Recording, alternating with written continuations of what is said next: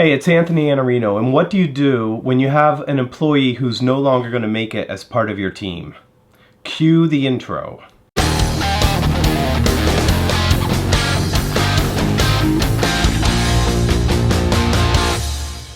Okay, look, inevitably, if you hire people, you're going to end up having to deal with people that are no longer going to make it on your team for one reason or another. Maybe it's because they can't do the job. Maybe it's because they're unwilling to do the job.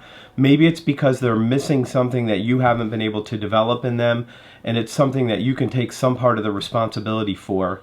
But it doesn't matter why they're not going to make it. There are really only three things that you can do with someone who can no longer make it on your team. And you want to look at these in this particular order. You don't want to do these in another order, because if you get it in the wrong order, you send a signal to the rest of your team as to how they're going to be treated when they run up against trouble.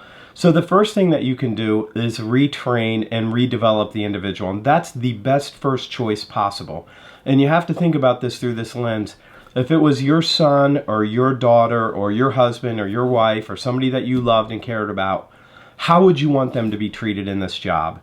And the most compassionate way to do this is to look at that and say, there's something that I haven't given this person. I haven't given them the mindset. I haven't given them the skill set. I haven't given them the toolkits. I haven't given them the development opportunities. I haven't given them the coaching. I didn't get them with other people who might be able to help them where I failed. And so you look at it through that first lens. Can they be retrained? And if they can't be retrained for some reason, maybe you've already done that, it's not working, then you have to look through another lens, and you need to look at this person and say, is there some other role in my company where this person would be really good? And I work a lot with sales organizations. I speak to sales organizations, and there are some people who fail at sales who would be absolutely wonderful as account managers or in some other operational role because they love doing customer work. They just don't like really selling, even though they took a role that has sales as part of the title and as the job duties. But if you can reassign them, then you can put them someplace where maybe they're a square peg in a round hole, and we need to put them in a square hole so that there's something that they can do that will contribute and create value. That's the second best choice if we're looking at these in orders. And then the last thing you can do is remove the employee. And I would reserve this as a first choice for a couple things.